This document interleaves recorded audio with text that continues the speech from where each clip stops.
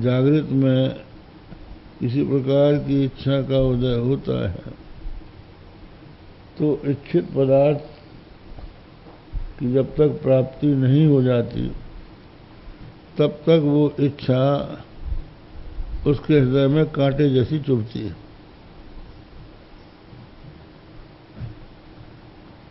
तो वो जैसे कांटे जैसे चुभने के कारण इच्छित वस्तु को प्राप्त करने के लिए प्रयत्नशील रहता है कि ये हमको मिल ही जाए, मिल ही जाए। तो जब उसके हृदय में इस प्रकार की भावना का उदय होता है और वो वस्तु मिल जाती है तो मिल गई,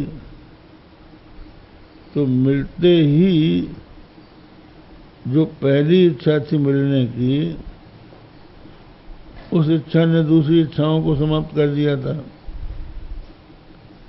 अब जो इस इच्छा की पूर्ति हुई तो दूसरी इच्छाएं तो वैसे दबी हुई हैं और इस समय इस इच्छा की पूर्ति होते ही कोई इच्छा नहीं रह गई।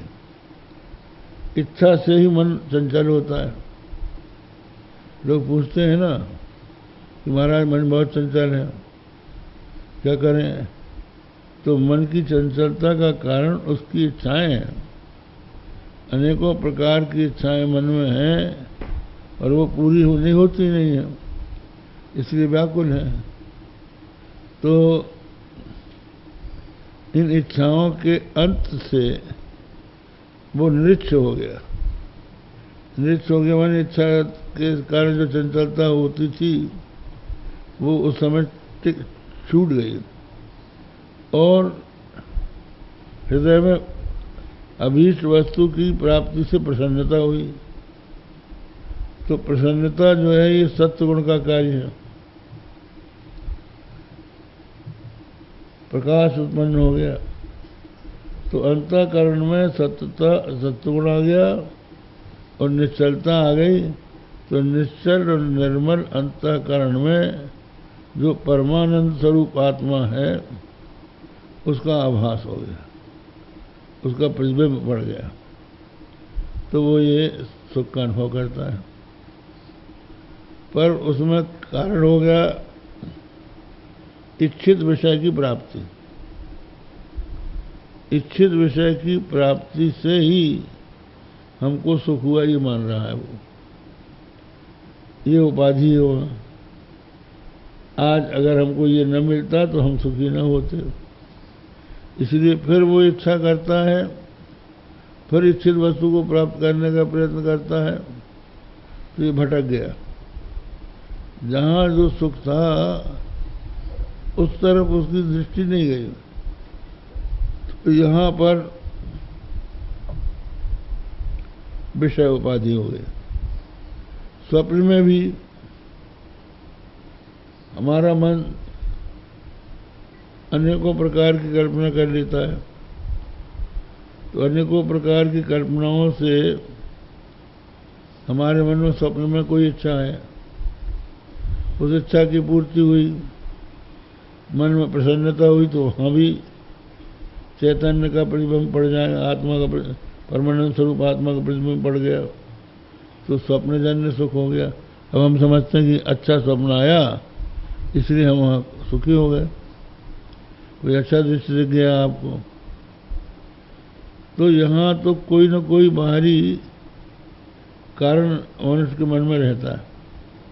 लेकिन जब गाढ़ी नींद में सो जाता है तो वहाँ कोई और दूसरा साधन सुख का रहता नहीं और फिर सुख का अनुभव होता है।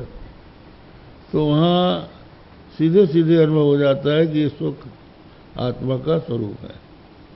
इसलिए सुषुप्ति का उदाहरण ले लिया।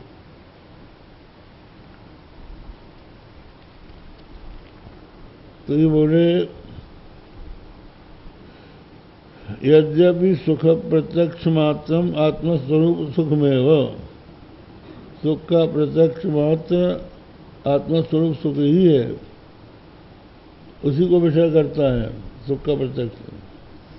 तथापि अन्यथा सिद्धि शंका शून्यतया, अन्यथा सिद्धि शंका शून्यतया, अन्यथा सिद्धि क्या है जो कारण का कारण होता है उसको अन्यथा सिद्ध कहते हैं। कारण का कारण, जैसे कुम्हार घड़े को बनाता है, तो कुम्हार का कारण घड़ा, ये घड़ा का कारण कुम्हार हुआ, और कुम्हार का बाप कारण का कारण है, वो अन्यथा सिद्ध है, माने वो प्रयोजक है। तो जो प्रयोजक होता है वो अन्यथा सिद्ध माना जाता है। अगर कुम्हार का बाप न होता तो किसी और बाप से पैदा हो जाता, ये कोई जरूरी नहीं है। वो एक दिन स्वामी जी कह रहे थे, किसी औरत ने कहा अपने पति से कि हम पैदा न होते तो तुम्हारी स्त्री कैसे बनते? उसने कहा हम तुम्हारी माता से विवाह कर लेते।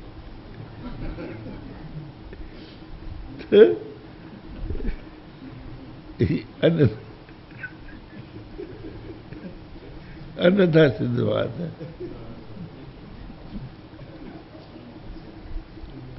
तो एक प्रसिद्ध वचन है काशी के संबंध में, काश्याम मरणान मुक्ति, ये वचन है।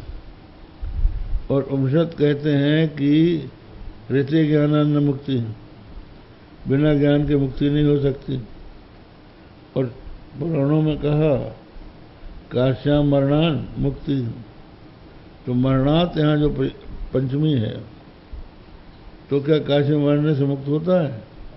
बिना ज्ञान की मुक्ति हो गई इसका मतलब। तो जो श्रुति का वचन है वो कटता है। तो यहाँ कहते हैं प्रयोजकत्वम पंचम्यर्था,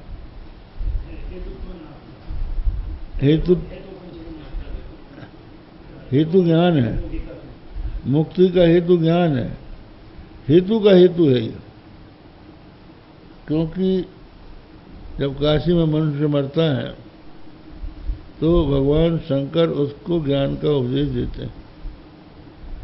प्रेयम पेयम श्रवण पटकई राम नामाभिरामम ध्येयम ध्येयम मनसि सततम तारकम ब्रह्म रूपम जल्पन जल्पन प्रकृति विकृतौ प्राणिनाम कर्णमूले वीथ्याम वीथ्याम अटल जटिलः गोपी काशी निवासी। कहते हैं जब प्राणी मरने लगता है तो काशी मरद जंतु अवलोकी जासु नाम बल करऊं विशोकी। तो भगवान शंकर आते हैं, उसके कान में बोलते हैं अटल जटिल गोपी काशी निवासी, कोई जटाधारी काशी वासी उसके कान में आके कहता है। वो कौन है? शिव है। तो वो कहते हैं पेयम पेयम श्रवण पुटकई राम नाम अभिरामम, अपने कानों के पात्रों से अभिराम राम नाम का बारंबार पान करो। और ध्येयम ध्येयम मनसि सततम तारकम ब्रह्म रूपम, और अपने मन में निरंतर ब्रह्मरूप तारक का ध्यान करो। जल्पन जल्पन प्रकृति विकृतौ प्राणिनाम कर्ण मूले, प्रकृति की विकृति मरण का समय आ जाए तो प्राणियों के कान के मूल में जाकर कोई जटाधारी कहता